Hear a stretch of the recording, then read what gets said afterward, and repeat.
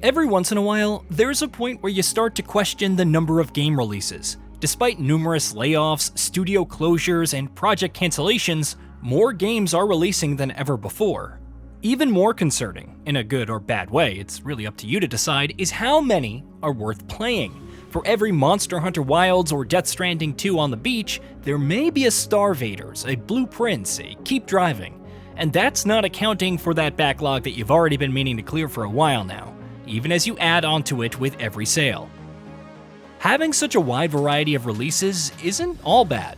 Gamers are a diverse breed after all, and the more choice of quality titles, the better. And despite Mario Kart World serving as the frontrunner for most abrupt leap to the $80 price tag this year, other companies have been hesitating to jump on the same train. Even Microsoft decided to dial things back and price The Outer Worlds 2 for $69.99. Microsoft, for crying out loud. Regardless, there is a range of games worth playing, and the single-player genre is no exception. You could pick up roguelites, top-down 2D adventures, sandbox craftathons, massive role-playing games, dice-based sci-fi narratives where choice matters, or base management survival games where you're your own best friend and worst enemy. That's all before getting to the more traditional $60 segment, which offers acclaimed titles like Kingdom Come Deliverance 2, Like a Dragon Pirate Yakuza in Hawaii, and so on. なるほど。せやから名声か。いいね。俺もそんな風になりたい。いろんな宝を集めて、偉業をこなして、悪い奴を懲らしめて、海の平和を守る。And yet, the year belongs to a peculiar price segment. One that would be considered AA in previous years with no small amount of disdain. $49.99. It sounds so strange that such an arbitrary price could yield some of the best games this year. It started with Hazelight's Split Fiction, which ironically was priced higher than the studio's previous title, It Takes Two, by $10. Nevertheless, it sold more than 4 million copies in 2 months, becoming a much bigger success. Things really kicked into gear with the launch of Clair Obscur Expedition, Sandfall Interactive's debut role-playing game. The combination of stellar art direction, a compelling story and characters, a fantastic turn-based combat system, and that soundtrack, which has to be heard to be believed, all of this made for an experience that many already considered to be Game of the Year. Ironically, the story is on the shorter side for the genre, about 30 hours or so, compared to, say, Final Fantasy VII Rebirth, yet combined with the extra content, the price point felt even more attractive, and that's keeping in mind that those who enjoyed Rebirth feel it's absolutely worth the $70 asking price. Then, there was the Elder Scrolls IV Oblivion Remastered. Granted, it launched with no small amount of technical issues, bugs, and performance quandaries, especially on PC, but the remastered visuals combined with the excellent value for money helped it stand out.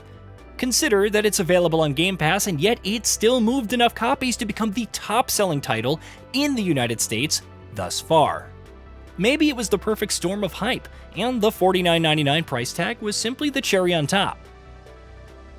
Ready or Not launched on consoles for the same price point, either due to the lack of squad-based tactical shooters, a craving for a proper SWAT successor, or because it's a very good game with robust single-player and co-op. It became a success. Over 2 million sold in about 2 weeks. Not bad at all. Then, you had Wu Chang Fallen Feathers, which garnered some good reviews despite performance problems on PC, and now, Mafia: The Old Country. For the former, the price point makes some sense. It doesn't boast the highest production values, especially in the visuals department, despite some solid art direction. It's also Lindsay's first action RPG. Even if it offers about 40 to 60 hours of gameplay for the average player, the low barrier to entry makes up for the lack of brand recognition. In the case of Hangar 13's prequel, a story that finally takes us to San Celeste, which we've only briefly visited in past titles, it's somewhat more baffling. Mafia has some name value, and the presentation from the cutscenes with their performance capture to the visual fidelity and music screams AAA. Perhaps it's because the team focused on a safer gameplay loop and didn't attempt an open world like Mafia 3. It probably translated to a lower budget and thus a lower price. You wouldn't guess it from the level of quality on display though. Maybe there's no particular rhyme or reason why certain titles retail for $49.99, or even why several of them turn out so well. Teams with more focused vision for their titles are definitely a big contributor, but that's only one part of the equation. They still need to execute on that vision over a fairly long development period. Maybe that's what makes the price so attractive for some developers, especially when they're taking bigger risks compared to major publishers. As for the likes of Mafia the Old Country, it could simply be some measure of caution on 2K's part, given how long the franchise has been dormant and the mixed reactions to Mafia 3. The fact that it offers such an enjoyable experience for its price is a bonus. Amid all of this, Wedbush Morgan's Michael Pachter offered an interesting take to Games Radar. That video game pricing right now is a little Wild West, and there's no clear standardization, as was commonplace in previous generations.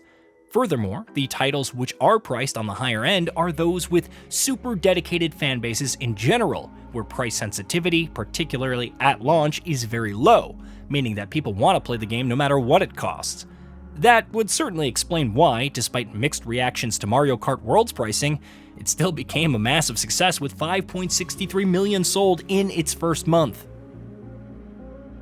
Perhaps the appeal of so many $49.99 titles is that they feel like they're worth more than that price, that a developer could realistically demand more, and yet they don't, and even avoid showing microtransactions, battle passes, and other nickel and diming to make up for the difference.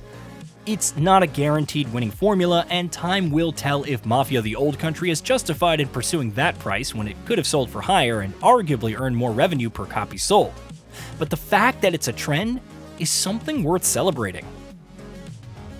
Personally, it feels like the perfect middle ground between more experimental concepts, stories, and ideas, while still offering the presentation, scale, and fidelity that AAA titles used to be renowned for.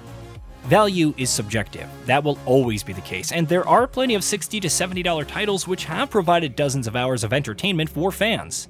Even the expectations that a title could offer that much is enough for some people. Just look at the hype surrounding Battlefield 6. However, with so many titles launching yearly, it's nice to see some of them catering to my interests at such attractive prices. Maybe there won't be dozens of new, similarly priced turn-based RPGs with incredible storylines, but the fact that we still got Claire Obscure means there's hope for the future. Hey, did you know that we at GamingBolt upload new videos every day? Stick around, drop a like, subscribe, and hit that bell. And let us know what kind of content you'd like to see in the future with a comment below.